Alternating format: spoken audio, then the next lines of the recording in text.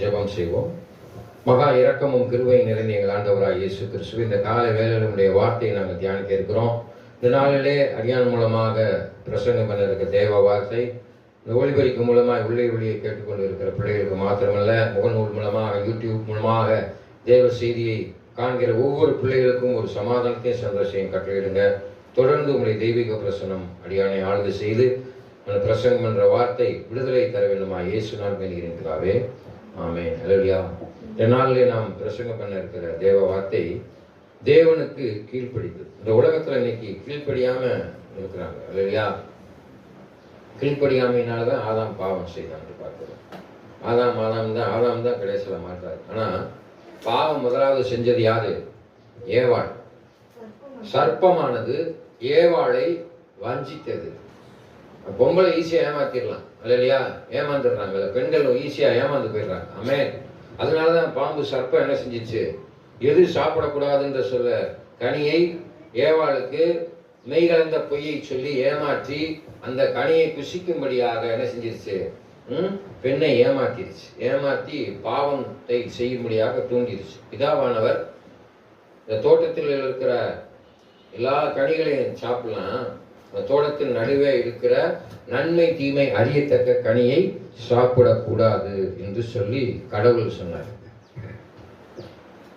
ஆனா இன்னைக்கு நம்ம தாய் தகப்பன் சொல்றத இன்னைக்கு பிள்ளைய கேட்கிறாங்களா அப்படின்னு என்று சொன்னால் அது ஒரு கேள்விக்குறியாகத்தான் இருக்கிறது. இன்றைய நாள்ல இந்த உலகத்துல நான் வளர்ந்த காலத்துல அப்பா அம்மாவுக்கு என்ன சொன்னாலும் கீழ்ப்படிவோம், இல்லைன்னா என்ன செய்யும்? அடி விழுகும். இன்னொன்று பயம் கலந்த மரியாதை இருக்கும். நம்ம தாய் தகப்பன்ட்ட கிட்டத்தட்ட 50 வயசுக்கு மேலே அமர்ந்திருக்கிறவங்களுக்குலாம் தெரியும். அந்த காலத்தில் அப்பா அம்மாவுக்கு என்ன செய்வோம்? பயப்படுவோம். பயம் கலந்த மரியாதை இருக்கும். அப்பா என்று சொல்லி பயம் கலந்த மரியாதை இருக்கும். இன்னைக்கு அந்த மரியாதையும் கீழ்ப்படிதலும் இன்னைக்கு பார்க்க முடியவில்லை.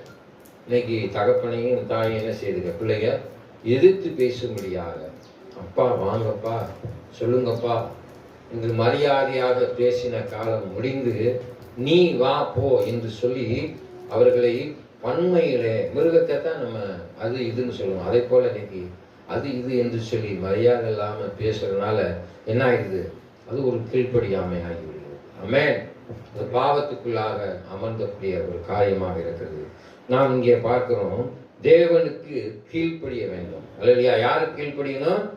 ஆண்டவருக்கு கீழ்ப்படிய வேண்டும் என்று வேதம் சொல்லுது. யாரெல்லாம் நம்ம ஆண்டவருக்கு கீழ்ப்படியணுமோ அவங்களாம் கட்டாயம் கீழ்ப்படிந்து தான் ஆகணும். நம்ம சூழ்நிலைகள் நம்மளை என்ன சூழ்நிலைகள் மாறினாலும் தேவனுக்கு நம்ம கீழ்ப்படிந்து நடக்க வேண்டும். பிலிப்பியர் 2ஆம் அதிகாரம் 8வது வசனம் வாசிங்க. பிலிப்பியர் 2ஆம் அதிகாரம் 8வது வசனத்தை வாசிங்க. பிலிப்பியர் புத்தகம். அவர் மனுஷரூபமாய் காணப்பட்டு மரண பரியந்தம். யார் மனுஷரூபமாய் காணப்பட்டுன்னா இயேசு கிறிஸ்து மனிதனாக அவதரித்தார். அவர் மனுஷரூபமாய் இருக்கும்போது காணப்பட்டு மரண பரியந்தம், அதாவது சிலுவையின் மரண பரியந்தம் கீழ்ப்படிந்தவராகி. பாத்தீங்களா? அப்ப இயேசு சிலுவையில அடிக்கிறப்ப கூட அவருடைய அப்பாவுக்கு கீழ்ப்படிந்தவராய் காணப்பட்டார். தேவ சித்தத்தை செய்து முடிக்க வேண்டும் என்பதற்காகவே அவர் கீழ்ப்படிந்தார். அல்லையா? தெய்வம் ஒரு நிமிஷம் சிலுவை விட்டு கீழே இறங்குறதுக்கு ஒரு நிமிஷம் ஆகாது. டக்குன்னு மறைகிறதுக்கு ஒரு நிமிஷம் ஆகாது. ஆமென். மறுரூபம் ஆகுவதுக்கு மறு நிமிஷம் ஆகாது.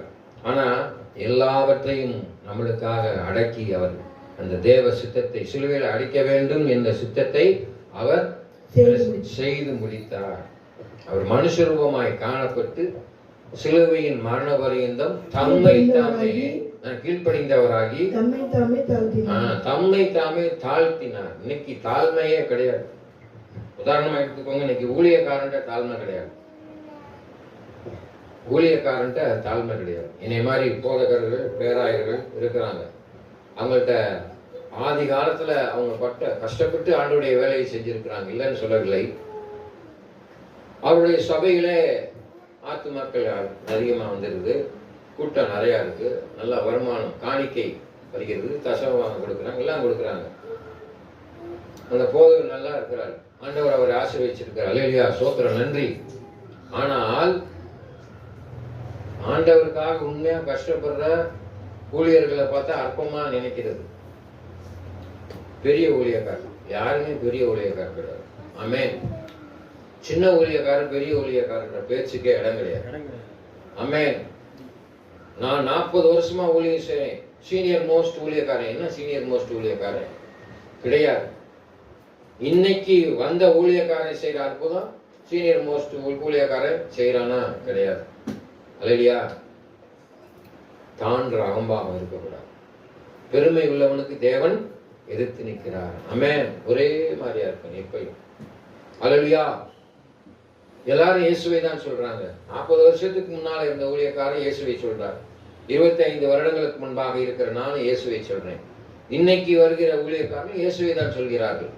அதில் இந்த மாற்று கருத்தும் கிடையாது. மனம் திரும்புங்கள், பரலோக ராஜ்யம் சமீபமா இருக்கு, நல்லவனா இருக்கு, பிடிக்காத கெட்டவனா இருக்காத, மனைவியை நேசி, உண்மையாரு, ஆண்டவருக்கு உண்மையாரு என்று சொல்லி எல்லாரும் தான் சொல்றாங்க.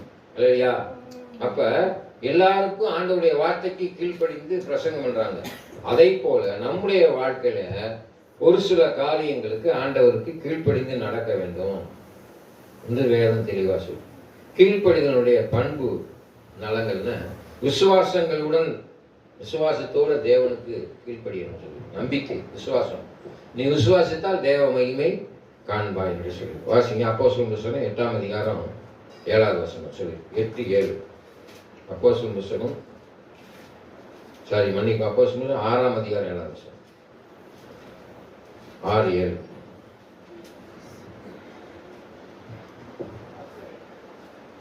அல்லேலூயா. தேவ வசனம் விருத்தி அடைந்தது. தேவ வசனம் விருத்தி அடைந்தது. சீஷருடைய தொகை எருசலேமில் மிகவும் பெருகிற்று. சீஷருடைய தொகை எருசலேமில் மிகவும் பெருகிற்று. ஆசாரியர்களில் அநேகர் விசுவாசத்துக்கு கீழ்ப்படிந்தார்கள். ஆசாரியர்கள் அநேகர் எடுத்தோடனே ஊழியக்காரன் தான் சொல்லியிருக்கு. மதுரை பட்டணத்துல நான் ஊழியத்துக்கு வரும்போது கிட்டத்தட்ட ஒரு 200-210 பேர் போதகர் இருந்தாங்க. இண்டிபெண்டா நம்மள மாதிரி ஊழியம் செய்யறவங்க இருந்தாங்க. அப்புறம் 600 ஆச்சு. அப்புறம் 1000க்கு மேல இருக்கு. 1000க்கு மேல வேத வசனத்துல சொல்லுது, வீதிகள் தோறும் என்னவாகுமா, சபைகள், இந்த மாதிரி சின்ன சின்ன குட்டி குட்டி சபைகள் உருவாகும் என்று சொல்லியிருக்கு. அப்ப வளர்ச்சி அடைவார்கள். மனுஷன் பிறக்கிறான், பிறந்தவுடனே 1 வயசாக 2 வயசாக வளர்றான். அதை போல ஆண்டவருடைய ஊழியர்களும் வளர்ந்து கொண்டு போகும். சீஷருடைய பெருகை பெருகிற்று. ஏன் பெருகுது என்று சொன்னால், மனுஷனுக்கு சுவிசேஷம் தேவைப்படுது, சொல்லணும். அதனால என்ன செய்யுது, பெருகி கொண்டே போகிறது என்று அங்கே இஸ்ரேல் தேசத்துல ஆசாரியர்கள் சுவிசேஷம் பெருகிற்று என்று சொன்னதை போல மதுரை பட்டணத்துல உலகம் எங்கும் நிறைய ஆண்டவரை சொல்லக்கூடிய என்னை மாதிரி ஊழியக்காரர்கள் என்ன செய்யறாங்க, பெருகி இருக்கிறாங்க. எதுக்கு பெருகி இருக்கிறாங்க? ஜனங்களுக்கு நல்லதை சொல்ல வேண்டும், ஜனங்களை கிறிஸ்துவுக்குள் நடத்த வேண்டும். இல்லையா? நல்லா தெரிஞ்சுக்கோங்க. இயேசு என்னும் தெய்வம் இந்த உலகத்திற்கு உண்மையாக வந்தார் என்பதற்கு சரித்திரம் இருக்குது, இல்லைன்னே சொல்ல முடியாது. நீங்க எல்லாம் பள்ளிக்கூடத்துல படிச்சிருப்பீங்க, கிமு அப்படி என்று சொல்லி. கிறிஸ்து பிறப்பதற்கு முன், கிறிஸ்து பிறப்பதற்கு பின். அப்ப இயேசு கிறிஸ்து ஒன்னு தெய்வம் வந்தார்னு சொல்லுங்க. அப்ப கிறிஸ்து பிறப்பதற்கு முன் கிறிஸ்து, உங்க கேலண்டர் இருக்கு பார்த்தீங்களா, அதை எதன் அடிப்படையில் எழுதியிருக்குது?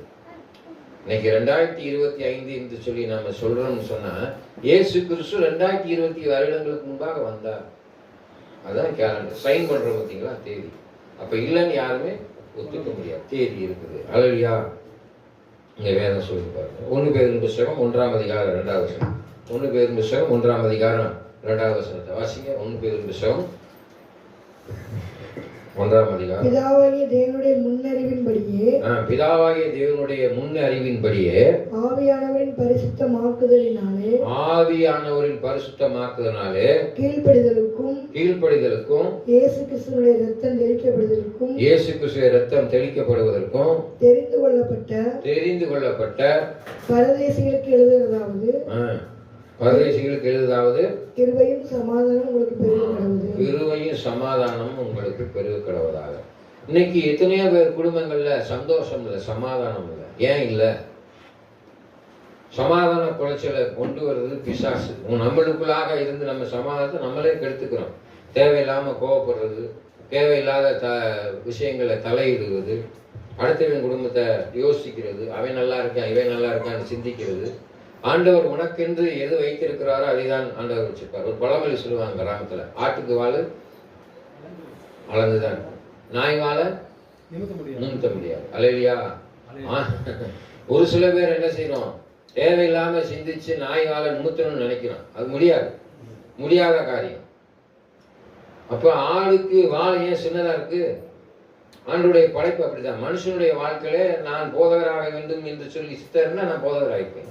ஒவ்வொருத்தருடைய வாழ்க்கையில இந்த உலகத்துக்கு எதுக்கு வரோம், கடவுள் நம்மளை வச்சு என்ன செய்ய விரும்புறாரு என்று சொல்லி நீங்க கேட்டு ஆராய்ந்து பெற்றுக்கொள்ள வேண்டும். தெய்வம் நம்மளை வச்சு என்ன செய்ய விரும்புது? மனுஷன் நம்மளை வச்சு நல்லா செஞ்சிருவான்.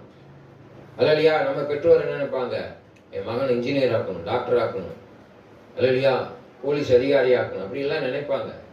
ஆனால் கடவுள் ஒண்ணு நினைச்சிருப்பார், என்ன நீங்க குட்டிக்காரன் அடைச்சாலும் நடக்காது. யாரெல்லாம் சரியா தேர்ந்து கொள்றீங்களோ அவங்க வாழ்க்கை சரியா இருக்கும். நீங்களா உன்னை தேர்ந்தெடுத்து போனீங்கன்னா அதுல நட்டம் தான் ஏற்படும். கடவுள் உங்களை நடத்த வேண்டும், தெய்வம் உங்களை நடத்தணும். நானும் அப்படித்தான் தேவையில்லாம போய் வேலையில சேர்ந்து அதில் சேர்ந்து கடைசி அடிச்சு பிடிச்சு போதவராக்கி விட்டாரு. ஆமென். நிறைய நட்டம், ஆக்சிடென்ட், விபத்து, நட்டம், நிறைய நட்டம் வாழ்க்கை. பண நட்டம், சரீர நட்டம், சிந்தனையில நட்டம், குடும்பத்துல நட்டம். அல்லேலூயா. தேவனால் தெரிந்து கொள்ளப்பட்டு இருக்கிறோம்னு அவரு நம்மளை விடவே மாட்டார். எல்லாத்தையும் இழந்தாலும் கூட யோபு தேவனை இழக்கவில்லை. அதை போல நம்ம எப்பயுமே ஆண்டவரை இறுக பிடித்து அவர் என்ன சொல்றாரோ அதன்படி நடக்க வேண்டும். அங்கதான் அதை தான் சொல்லியிருக்கிறோமே. இங்கே வேத புத்தகத்தில் பிலிப்பியர் புத்தகம் 2ஆம் அதிகாரம் 12வது வசனம், 2:12. பிலிப்பியர் 2:12 வாசிங்க. பிலிப்பியர் புத்தகம் 2ஆம் அதிகாரம் 12. ஆதலால் எனக்கு பிரியமானவர்களே, நீங்கள் அவங்க சொல்றாரு, இங்க உட்கார்ந்து இருக்கிற எல்லா ஜனங்களையும் பார்த்து, ஆகையால எனக்கு பிரியமான ஜனங்களே, நீங்கள் எப்பொழுதும் கீழ்ப்படிகிறபடியே நான் உங்களுக்கு சமீபமா இருக்கும் பொழுது. பாத்தீங்களா, உங்க பக்கத்துல கடவுள் இருக்கிற நேரம் மாத்திரம் அல்ல, நீங்க நினைச்சுக்கிட்டே இருக்கீங்க கடவுள் உங்க பக்கத்துல இல்ல, கடவுள் நம்மளை பார்க்கல அப்படின்னு சொல்லி நீங்க நினைச்சுக்கிட்டே இருக்கிறீங்களா? கிடையாது. வேத வசனத்துல ஒரு வார்த்தை இருக்கு, நான் உன்னை விட்டு விலகுவதும் இல்லை, நான் உன்னை கைவிடுவதுமே இல்லை. உங்க வலது பக்கத்துல கடவுள் இருக்காரு, இடது பக்கத்துல பிசாசு இருக்கும். உங்க நல்லது செய்ய விடாம என்ன செய்யும்? பிசாசு உங்களை கெடுத்துக்கிட்டே இருக்கும். பொல்லாதாவியும் பரிசுத்தாவி ரெண்டுமே இருந்துக்கிட்டு நம்மள என்ன செய்யும்? சோதிக்கும். ஆமென். அல்லேலூயா. தெராசமா இங்கிட்டு போறது அங்கிட்டு போற, மதில் மேல் உள்ள பூனையை போல் இல்லாதபடி சொல்லுவாங்களா கிராமத்துல, ஆத்துல ஒரு கால் சேத்துல ஒரு கால், அப்படி வைக்க கூடாதா?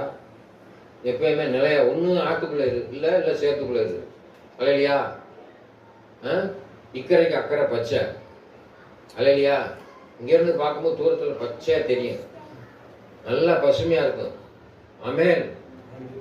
அது சந்தோஷமா இருக்கும். மதுபானத்தை குடிக்கும் போது அது சந்தோஷத்தை தரும், ஆனா உள்ள பூரத்தையும் அரிச்சு தள்ளிடும், ஒண்ணுமில்லாம போயிடும். ஸ்மோக் பண்ணும்போது நல்லா இருக்கும், கஞ்சா இழுக்கும் போது நல்லா இருக்கும். அல்லேலூயா. இப்படி தவறான பாதைகளை செய்யும்போது பொம்பளைங்க குடிக்கிறா. பொம்பளை குடிச்சு விட்டு புருஷனை போட்டு அடிக்கிறாளாம். ஆச்சரியமா இருக்கு. ஆமென். பாருங்களேன், மனுஷன் இப்படி பாவத்துக்குள்ளாக தள்ளப்படுகிறார்கள் பாருங்க. ஏன்னா அவ்வளவு தூரம் சட்டம் எல்லாத்துலயும் சமம், ஆண் பாதி பெண் பாதின்னு சொன்ன மாதிரி. அப்படி அல்ல, எதுல பாதியா இருக்கணும்? உங்க கணவன் மனைவிக்கு நீங்க உண்மையா இருக்கீங்களா? மனைவியானவள் உங்களுக்கு உண்மையா இருக்காங்க, நீங்க மனைவிக்கு உண்மையா இருக்கிறீங்களா? அல்லேலூயா. அதுலதான் நீங்க ஒற்றுமையா இருக்கணும். குடிக்கிறதுலையோ மற்ற காரியத்திலையோ என்ன செய்யக்கூடாது? ஒற்றுமையா இருக்கக்கூடாது. போயா நீ மாத்திரம் குடிக்கிற, இந்த யூடியூப்ல போடுறாங்க குடிக்கிறாங்க. அல்லேலூயா. சின்ன பிள்ளைய குடிக்குது, பயங்கர. ஸ்கூல்ல பிள்ளைங்க குடிக்குது. அண்ணன் சொன்னதை போல ஸ்கூல்ல பிள்ளை குடிக்குதுங்க. எவ்வளவு ஒரு பெரிய ஒரு நினைத்து பார்க்க முடியாத ஒரு காரியம் பாருங்க. அல்லேலூயா. ஆண்டவர் கீழ்ப்படிந்து நடக்க வேண்டும். ஆண்டவரே கீழ்ப்படிந்து நடந்தார். 2 கொரிந்தியர் புத்தகம் 7ஆம் அதிகாரம் 15ஆம் வசனம். 2 கொரிந்தியர் புத்தகம் 7ஆம் அதிகாரம் 15ஆம் வசனம் வாசிங்க. மேலும் நீங்கள் எல்லாரும் கட்டளைக்கு அமைந்து பயத்தோடும் நடுக்கத்தோடும் தன்னை ஏற்றுக்கொண்டதை. பயத்தோடு கடவுள் பயமே கிடையாது. இதுமா இங்க கவனிங்க, கடவுள் பயமே கிடையாது. இன்னைக்கு கடவுள் பயமே கிடையாது. நம்ம உட்கார்ந்துருக்க இடம் சும்மா சாதாரண இடம் இல்லை. நீங்க உட்கார்ந்துருக்க இடம் சாதாரண இடம் கிடையாது. இங்கே கடவுள் தெய்வம் உங்களுக்குள்ள வாசம் செய்கிற இடம். பயமும் நடுக்கமும் இருக்கணும். அல்லையா? அதில் நான் இந்து சகோதரர்களை பார்த்துருக்கிறேன். சில பேரை போகிட்டு இருக்கும் போதே ஒரு பிள்ளையார் கோயிலோ ஒரு முருகன் கோயிலோ ஒரு வழி அருகே இருந்தால் என்ன செய்யறாங்க, டக்குன்னு செருப்பை கழட்டி விட்டு உடனே கும்பிடுறீங்க. யாருக்கும் வெக்கப்படாம உக்கி போடுறீங்க, கொட்டு கட்டணும். ஆனா இந்த தேவாலயத்துக்குள்ள வந்துட்டாலும் பேசிக்கிட்டே இருக்கீங்க. அக்கம் பக்கம் பேசக்கூடாது.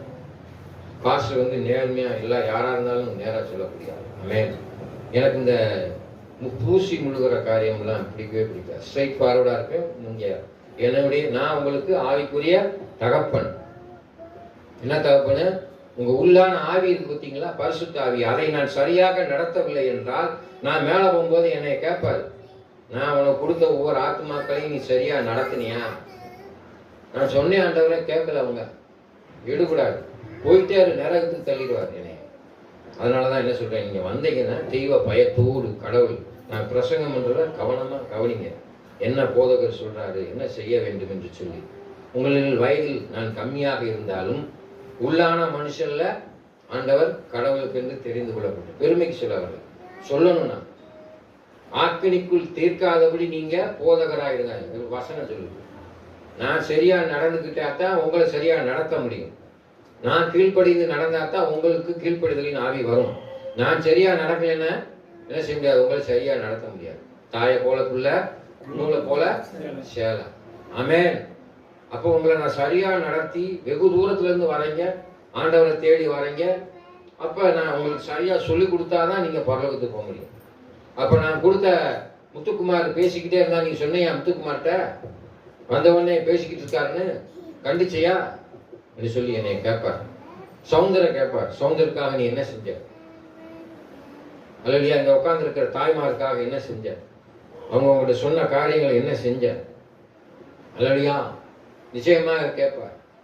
விழித்து இருங்க, எப்பயுமே கவனமா இருங்க. திருடன் திருடவும் கொள்ளவுமே வருகிறான், நானும் ஜீவன் உண்டாயிருக்கும், அந்த ஜீவன் பரிபூர்ணப்படும் வந்தேன். நம்ம எல்லாம் நினைக்கிறோம் அல்லையா, கஷ்டம் உலகத்துல, கஷ்டம் உள்ளத்துல உபத்திரம் உண்டு, திறன்குள் நான் உலகத்தை ஜெயித்து இருக்கிறேன். யாருக்கும் இந்த உலகத்துல பார்த்த போதகர் இங்க உங்களுக்கு எல்லாம் என்ன செய்யறோம், ஜாமான் கொடுக்குறோம்னா அது ரொம்ப ஆண்டவருக்காக ஜெபம் பண்ணி அற்புதமாக அதிசயமாக வருகிற ஜனங்கள் ஏமாந்து போய்க்கிறார். ஏதாவது அவர்களுக்கு உதவி செய்ய. இயேசு கிறிஸ்து நன்மை செய்தார்.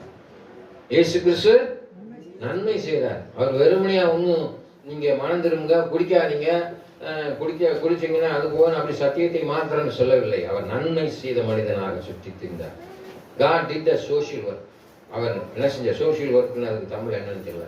பொது சேவைகளை செய்து வந்தார். பொது சமூக சேவை, கரெக்ட், சமூக சேவையை செய்து வந்தார். என்ன சமூக சேவை செய்தார்? அல்லையா, இத்தனை நாள் பிரசங்கம் பண்றேன், சக்தி வேலனை சொல்லுங்க பார்ப்போம். ஒரு காரியம் சொல்லுங்க, உட்காந்துங்க. இயேசு என்ன செஞ்சாரு? குருடனின் கண்களை திறந்தார், சமூக சேவை.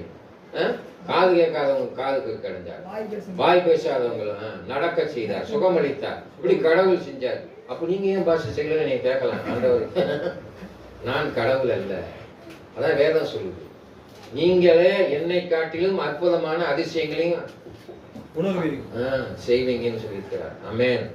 உனக்கு சுகம் இல்லையா, நீ போதகர்கிட்ட ஒரு சில வரங்களை கொடுத்திருப்பார். சுகமளிக்கு வரைக்கும் விசுவாச துரத்து வரம், அப்புறம் தீர்க்க தரிசனம் வரங்கள் கொடுப்பார், இல்லைன்னு சொல்லவில்லை. தெரிந்து கொள்ளப்பட்ட மனிதனுக்கு உன்னால் முடியவில்லை என்றால் நீ போதகர், உனக்கு வைத்த வலிக்குதுன்னா கைகளை வைத்த வயிற்றுல கையை இயேசு நாமத்தினால வைத்த வலி போவதாகன்னு சொல்லி பாரு, நடக்குதா இல்லையான்னு பாரு. நம்பிக்கையோடு விசுவாசத்தோடு சொன்னீங்கன்னா போயிடும். கடவுள் கொடுக்குற சுகம் உடனே போயிடும். ஆனா மாத்திரை மருந்து 2 நாளைக்கு தருவான், 3 நாளைக்கு தருவான், 1 வாரத்துக்கு தருவான், ஊசியை போடு, அதை போடு, எல்லாம் போட்டு முடிச்சு அப்பா எங்களால முடிஞ்ச அளவு பிள்ளைய காப்பாற்ற பார்த்தோம். மேல இனிமேல் தெய்வம் தான் உன்னைய காப்பாற்றணும். கடைசி நேரத்துல டாக்டர் சொல்லுவாங்க, அதை நீ ஆரம்பத்துல செஞ்சிடலாமே. உனக்கு ஆயுச கொடுப்பாருன்னு சொன்னா ஆயுச கொடுப்பாரு. ஆயுசை எடுத்துக்க வர நேரம் வந்துருச்சுன்னா எடுத்துட்டு போயிட்டு போறாரு. அல்லையா, ஏன் பயப்படுறீங்க? மரணத்தை கண்டு ஒரு நாளும் பயப்படவே கூடாது. அன்பான தேவ பிள்ளைகளே, நல்லா தெரிஞ்சுக்கோங்க.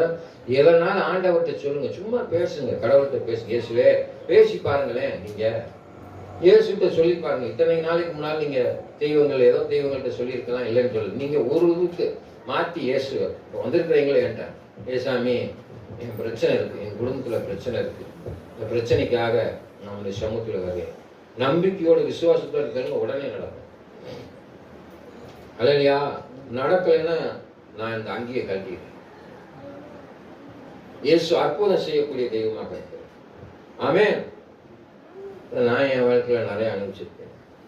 எதை நினைக்கிறேனோ அது அப்படியே நடக்கும். எனக்கு ஒரு காரியம் நடக்க போதுன்னு முன்கூட்டியே தெரிஞ்சுவேன், இது மாதிரி தான் அப்படின்னு சொல்லி கரெக்டாக அதே மாதிரி நடக்கும். இல்லையா? என்னுடைய மனைவி இறக்க போறாங்கன்னு எனக்கு தெரியும். இருந்தாலும் இந்த நேரத்தில் இந்த வேலையில் இறந்துறாங்க தெரியும். இறந்துட்டாங்க. அல்லையா? நிறைய காரியங்களை ஆண்டவர் என் வாழ்க்கையில வெளிப்படுத்தி இருக்கிறார். ஆமென். ஆனால் அதை சொன்னோம்னா சில பேர் என்ன செய்றீங்க, கேட்க மாட்டேங்கிறீங்க. இல்லையா? அன்பான தேவ பிள்ளைகளே, ஊழியர்கள் உங்களுக்கு என்று கொடுக்கப்பட்டவர்கள் பயன்படுத்திக் கொள்ளணும். ஆமென். Praise father. அங்கே வேத வசனம் சொல்லுது, நம்ம இறுதியா சொல்லி முடிக்க போறோம்.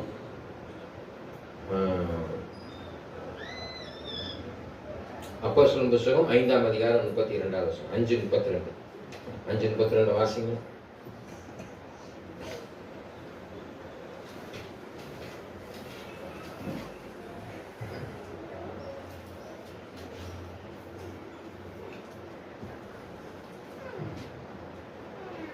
சங்கதிகளை குறித்து நாங்கள் அவருக்கு சாட்சிகளாய் இருக்கிறோம்.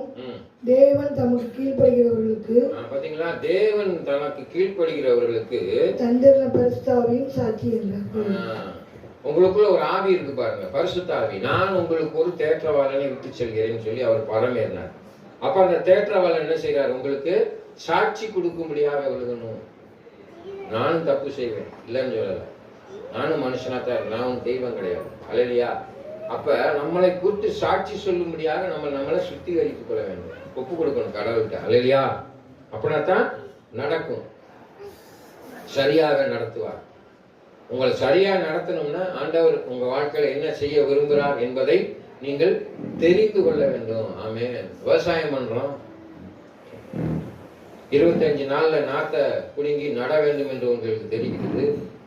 90 நாள் சென்று அறுக்க வேண்டும் என்று தெரிகிறது. அதற்கு இடையில 15 நாட்களுக்கு ஒரு முறை தண்ணி பாய்ச்ச வேண்டும், தண்ணியை வடிக்க வேண்டும், பூச்சி இருந்தா பூச்சி மருந்து அடிக்கணும், எல்லாமே நம்ம தெரியுதுல்ல. அப்போ உன் வாழ்க்கையில உன் வயசுல என்ன செய்யணும் என்ன செய்யக்கூடாதுன்னு நல்லா தெரியுமா தெரியாதா?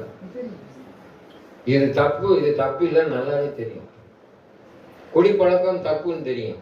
குடியை கெடுக்கும் பாட்டில் எழுதியிருக்கு, ஆனாலும் மருந்தை அழுகிறோம். ஆமே.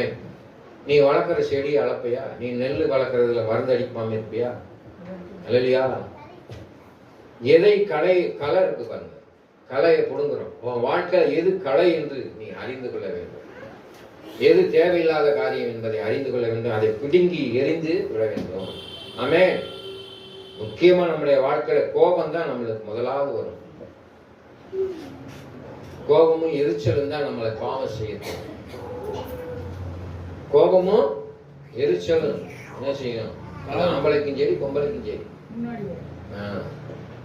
கோபம் வந்துச்சா நம்ம நிச்சயமா, இயேசு கிறிஸ்து கோபப்படவே இல்லை. அவர் சிலுவையில் அடிச்சாங்க, அரைந்தாங்க, துப்புனாங்க, நன்னமோல செஞ்சு பார்த்தாங்க. ஆனா அவர் அமைதியா இருந்து அவர் என்ன செய்யணுமோ அதை செஞ்சு முடிச்சார். உங்க வாழ்க்கையில அமைதியா இருந்து நீங்க என்ன செய்யணுமோ அதை செய்யுங்க. கண்களை முடிச்சு அப்படின்னு சொல்லுவோம்.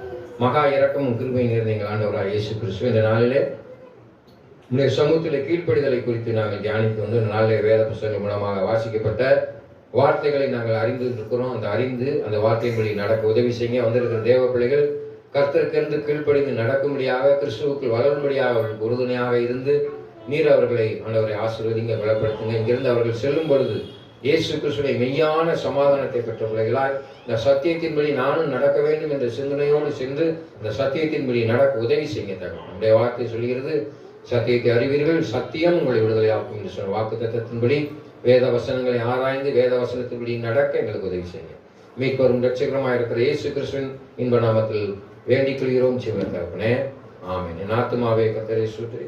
என் முழுமையர் பரிசு நாமத்தை சோதரி. என் ஆத்மாவை கர்த்தரை சோதரி. கர்த்தர் செய்கிற சகல வாரங்களை மறவாதே. ஆமென். நம் ஆண்டவராகிய இயேசு கிறிஸ்துவின் கிருபையும் பிதாவாகிய தேவனுடைய அன்பும் பரிசுத்த ஆவியான நீங்களுக்கும் இப்பொழுதும் எப்பொழுதும் சதா பலன்கள் இருப்பதாக. ஆமென். கர்த்தர் தாமே உங்களை ஆசீர்வதிப்பார்.